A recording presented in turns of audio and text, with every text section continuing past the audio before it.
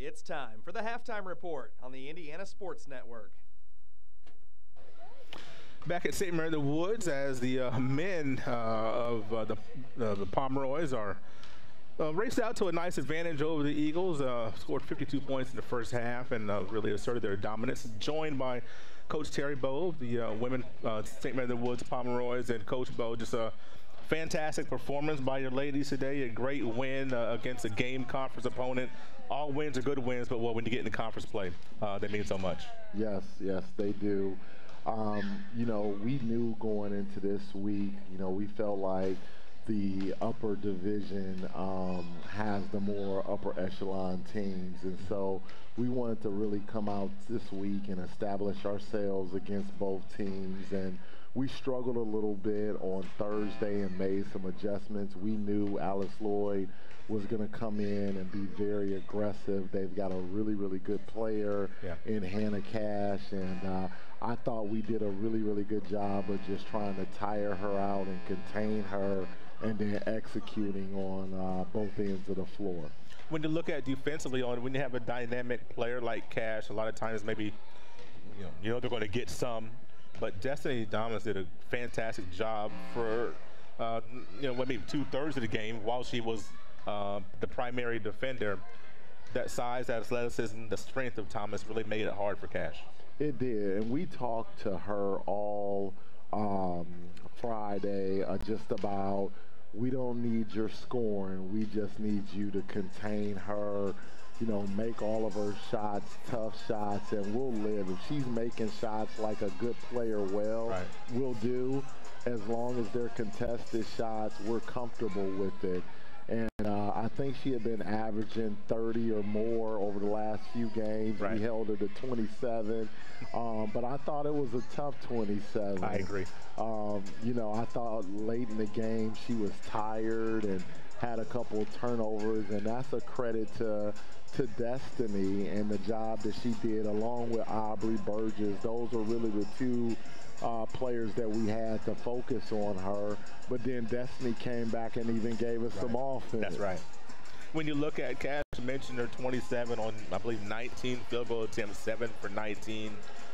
Just a tough way to get that 27, but that's what we were hoping. You have several young ladies that can score the ball.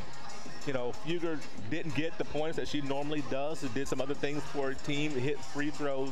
But boy, I tell you, when you have people like Arctic that can come in and score points like that, you have several players in double figures. There's not just one person to key on. It kind of helps everyone in totality be able to execute a good offense. It is, and I think that's one of the dynamic things about our team is that we've got players on both ends of the floor at every position. So we've got posts, we've got wings, and we've got guards. We really try and focus on our three go-to players, and those are Brooklyn Jones and Irie Gomez, and then Maddie Fugger.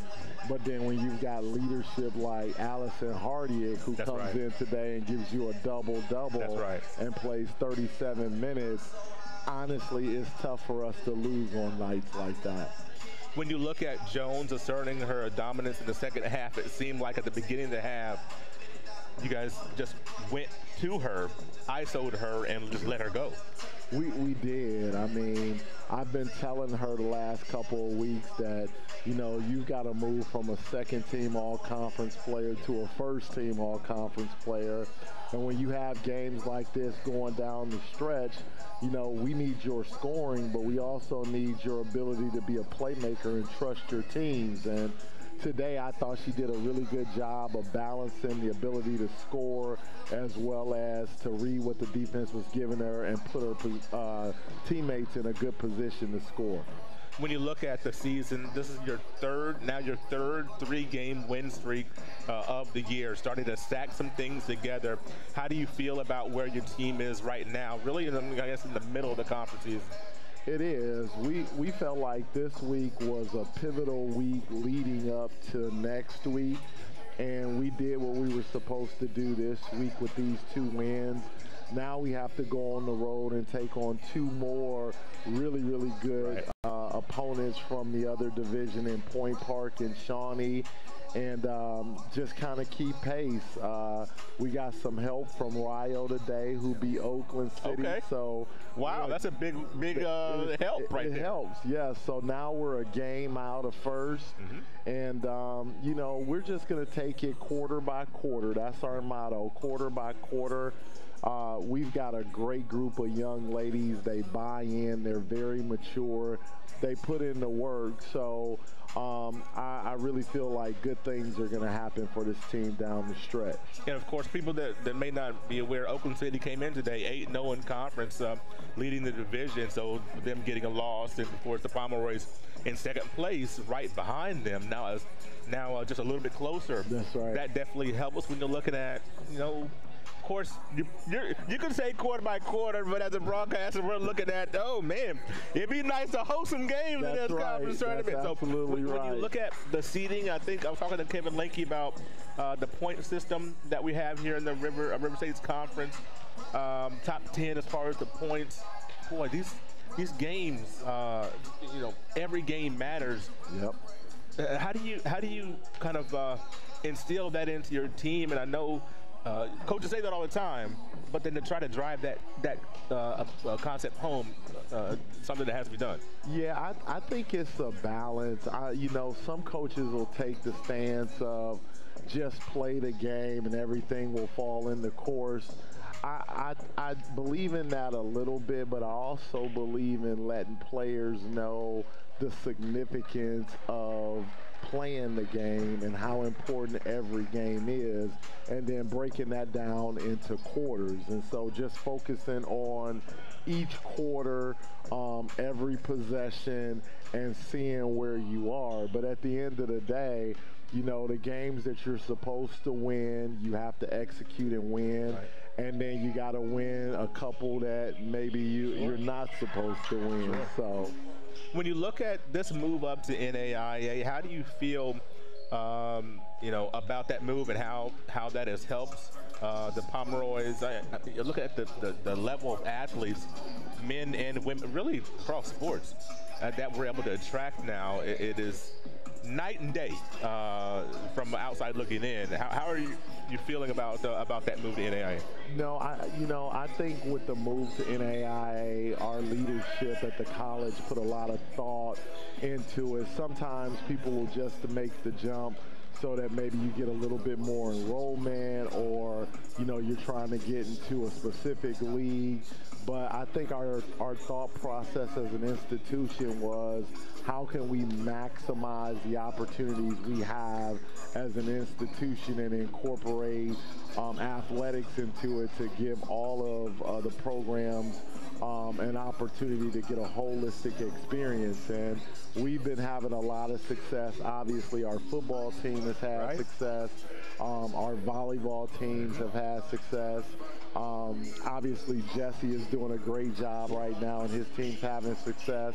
But we came in here with our program, and year one qualified for the conference tournament. And so for us, I think that next step is the ability to host a first-round game and win a first-round game. So I think for us, our model works, and we're just going to keep driving to make it better.